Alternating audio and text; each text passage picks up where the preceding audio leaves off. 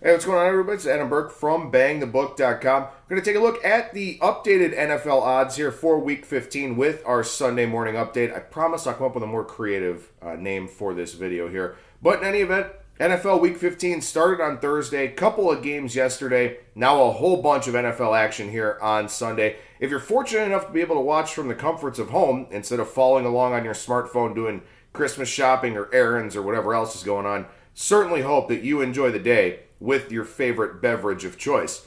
We'll take a look here at Week 15 in the NFL. As you know, on Friday's Partay Parlay video, which didn't come through, the Magic won for us on the money line. Maple Leafs disappointed their moms and lost that game. Also, Kevin Lee upset in the main event of UFC on Fox 31. Pretty surprising outcome there in that one as far as I'm concerned.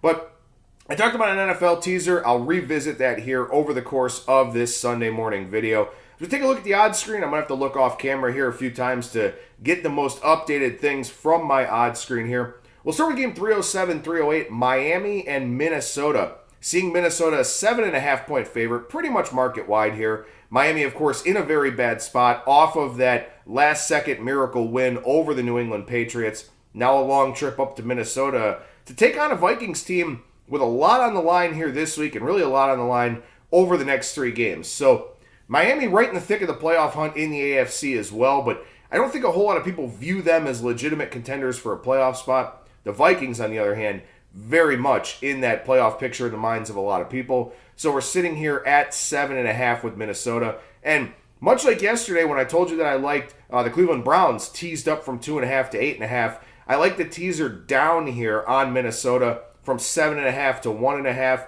If you don't have that live teaser in play already with the Browns from yesterday, you can take one here today with Minnesota being one of those teams. Tease down through the key numbers of 7, 6, 4, and 3 into that minus 1.5 range. Game 309, 310, Oakland and Cincinnati here in this one. We saw some 2.5s pop in the middle of the week on the Oakland Raiders. Now we're up to 3, pretty much market wide here for this one. This is not a game that I have a whole lot of interest in touching. I don't know if a lot of people have an interest in touching this game. Oakland playing very well here of late. Derek Carr hasn't thrown an interception, I think, in about 9 weeks or something like that. So he's been doing a great job taking care of the football here for the Raiders.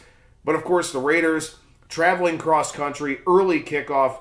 Cincinnati team that did play hard last week. I mean, I don't know, what today is going to look like for the Bengals, but maybe they're rallying around Jeff Driscoll a little bit. Maybe they're rallying around each other with A.J. Green out of the equation. But that game, Cincinnati minus 3 out there in the marketplace. And, this is one of those games here today that just because it's an NFL game doesn't mean you have to bet it. I don't think there's any reason to really have this on any sort of teaser ticket or anything to that effect. Total here in this game, 46. Maybe you look to play the under if you've got to play anything, but not a game that I'm interested in. I don't think a whole lot of other people are interested in it either. Game 311, 312. Tampa Bay taking on Baltimore here. Seeing a good wave of Baltimore money out there in the marketplace now, up to 8.5 or 9. This is a game that I mentioned on that Friday video as part of my teaser with Baltimore coming down to 1.5. At this point, if you find an 8.5 and you can get it to 2.5, still a good play to make. If it's 9, do not tease down to the number of 3. I know it looks attractive with Baltimore taking on a lame duck Tampa Bay team, but not really a plus EV teaser there to go from 9 down to the key number of 3. If you've got an 8.5, you can still tease this one down to 2.5. I think it's a very good complementary piece to that Minnesota teaser play.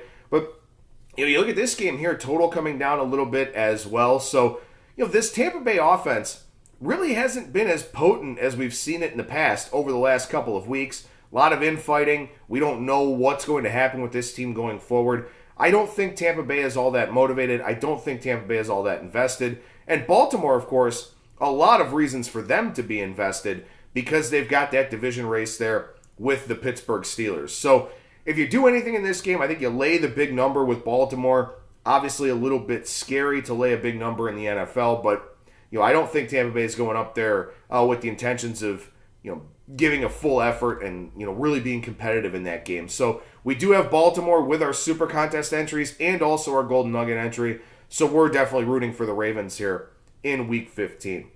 Dallas and Indianapolis, game 313, 314, probably the hallmark game of Sunday here. I know that the Patriots and Steelers game always draws a big billing, but with Ben hurt, with James Conner not expected to play, with Tom Brady possibly dinged up, I think this Cowboys-Colts game is the premier game of the afternoon.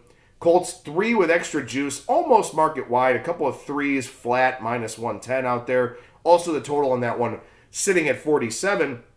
I do like the Colts in this spot. We do have them in our Super Contest entries as well as our Golden Nugget entry here. So, I think Indianapolis is just in a really good spot. Frank Reich has prepared for this Dallas defense 4 times here in the last 2 years as the offensive coordinator for the Philadelphia Eagles. So, have to assume he knows what he's working with here. Even though Dallas's defense much better this season, do still like the Colts a little bit in that spot. Obviously, if you were able to get one of those straight 2.5s early on in the week, you should be very, very happy with that number. Detroit and Buffalo, game 315, 316. Buffalo 2.5 or 3 at plus money out there in the marketplace. This is a number that opened pick'em, as we talked about earlier on in the week. Shot up to 2.5, then sat there for a while. And when you reach a point of resistance there below a key number, I think it's pretty telling that, we had some sharp segments of the betting market jumping in on this one, but not enough to push it to that key number of 3. Now we're starting to get there a little bit, probably as a byproduct of public money, the odds makers and risk managers just hoping to get something back on Detroit in this spot. Matt Stafford is hurt. Buffalo's got a very good defense. So I think it's a very, very tough spot here for the Detroit Lions. I do like the Buffalo Bills in this one. And again, they are on our Nugget card as well as the majority of our Super Contest cards. Green Bay and Chicago. Big game here at Soldier Field, game 317, 318. Again, this is a very interesting situation because you've got a Chicago team that's lost 15 of the last 18 meetings against the Packers. They're 6-12 against the spread in that span. And here they are laying a pretty healthy number. It was 6 most of the week. Now we've come down to 5. So some sharp involvement, probably some public involvement on this game as well. Green Bay, a very popular team here this week from a consensus standpoint. It's one of those things where it's very hard to lay a number with Chicago in a series that's been so historically one-sided. We'll see what happens in this one. We'll see if Aaron Rodgers and that Green Bay offense looks a little bit more efficient this week. Not an easy task against the Chicago Bears. There's really not a whole lot of teasing value in this game either. Teasing Chicago to +1, not all that plus EV. Obviously, Green Bay up to +11, not that great either because you're only getting 7 and 10 in that equation. So I think it's a game where you've got to pick your horse and ride him till the end. If you like Chicago, can't blame you for that. If you like Green Bay, can't blame you for that either. So could be a very good game there. Also could be a game where Chicago shows that they are truly and clearly the best team in the NFC North. Game 319, 320, Tennessee taking on the New York Giants, and we saw a line move based on an injury here in this game. The Giants were a 2.5-point favorite, then down into the 1.5 range. Now with Odell Beckham Jr. out once again this week, Tennessee road favorites in the Meadowlands against the Giants. You wonder about the playing surface here for this game because yesterday we had Houston and the Jets on Saturday with that game there at the Meadowlands. Now you've got this Tennessee versus Giants game.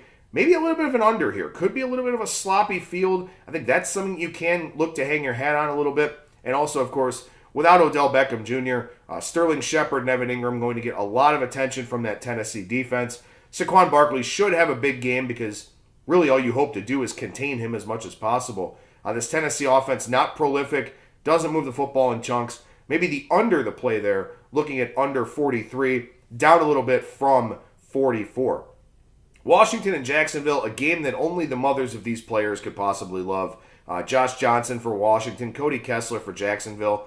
7.5 right now, total up into the 36.5, 37 range.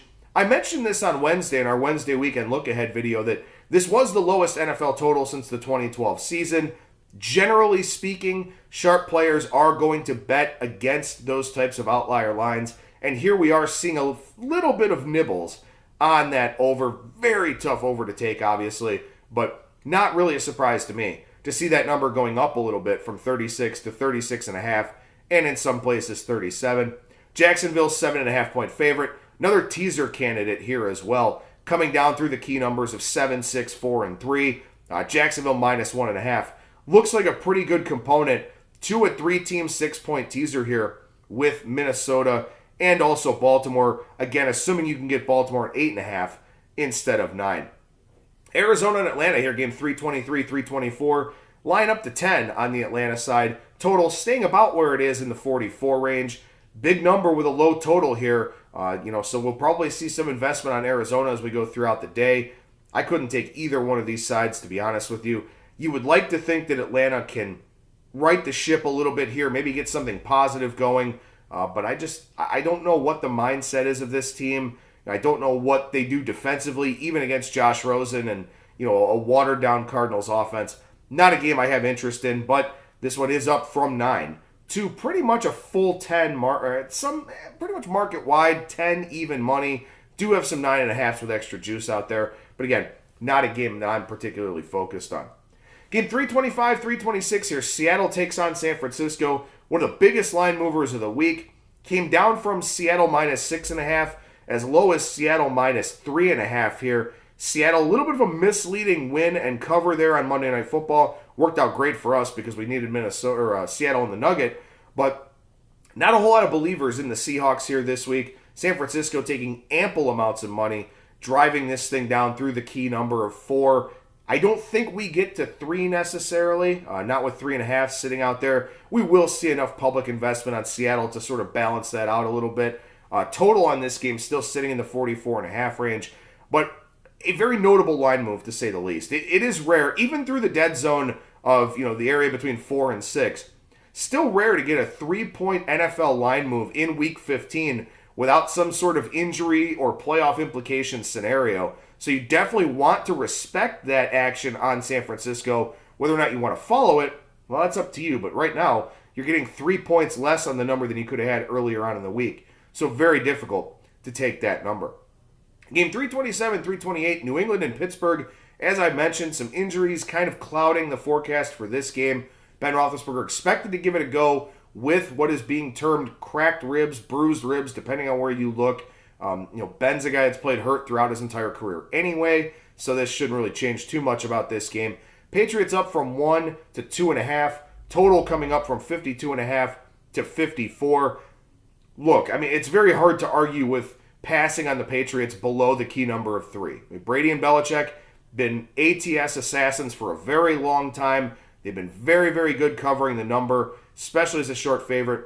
And if you listen to our Thursday edition of Bang the Book Radio, and specifically our segment with Brad Powers, New England 20-0 off a straight-up loss as an underdog or as a favorite of less than 3 points. That's the spot that they're in here today. It's a pretty significant trend for any trends bettors that are out there. So New England certainly looks to be the side here in this game. It's definitely hard to take Pittsburgh with the current state of their running game as well. Sunday Night Football here, another mover because of an injury. Philadelphia and the Rams. Eagles all the way up to a 13-point underdog here with Carson Wentz out, with Nick Foles in. Obviously some drama there in Philadelphia this week with the reports coming out that maybe the team knew about Carson Wentz's injury, maybe knew about the severity of it, didn't tell him, didn't tell the rest of the team.